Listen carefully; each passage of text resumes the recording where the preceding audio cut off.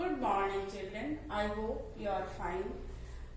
कक्षा 6 के विषय में जब कल आपकी गणित की शुरुआत हुई है, गणित विषय की, तो बच्चों मैंने आप लोगों को पूर्ण संख्या के विषय में जो है ज्ञान दिया था कि पूर्ण संख्या की उत्पत्ति क्यों हुई, कैसे हुई, और उसके कुछ गुणों के बारे में मैंने आपको बताया था।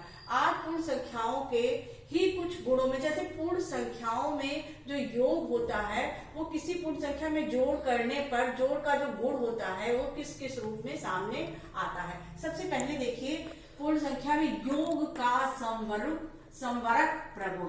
योग का संवरक प्रगुण का अर्थ है कि अगर पूर्ण संख्या में पूर्ण संख्या को जोड़ा जाता है तो हमें एक पूर्ण संख्या ही प्राप्त होती है।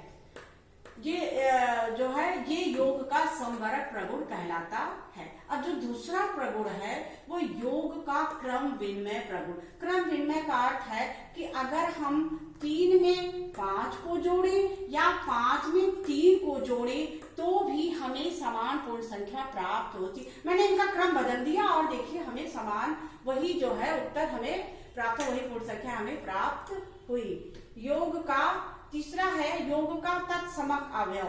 तत्समक अवयव कि वो कौन सी संख्या है जिसमें हम किसी पूर्ण संख्या को जोड़ने पर हमें वही पूर्ण संख्या प्राप्त होती है, उस अवयव को ढूंढना।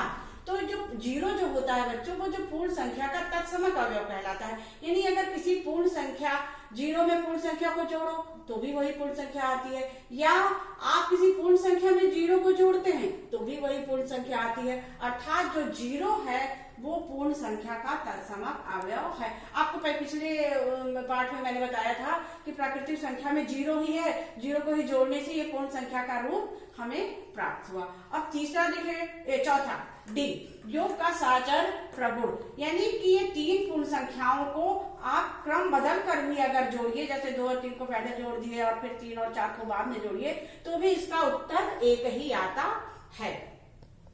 अर्थात ये अगर 7 हैं और अगर पूर्ण संख्या है तो उनको किसी भी क्रम में आप जोड़िएगा उनका उत्तर एक ही आएगा।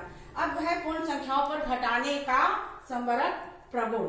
घटाने में क्या होता है बच्चों, अगर 8 में से 5 घटाइए तो 3 मिलता है, लेकिन 3 में से 8 घटाइए तो आपको -5 मिलेगा, वो पूर्ण संख्या नहीं है। अर्थात छोटी संख्या से बड़ी संख्या घटाने पर पूर्ण संख्या नहीं मिलती है।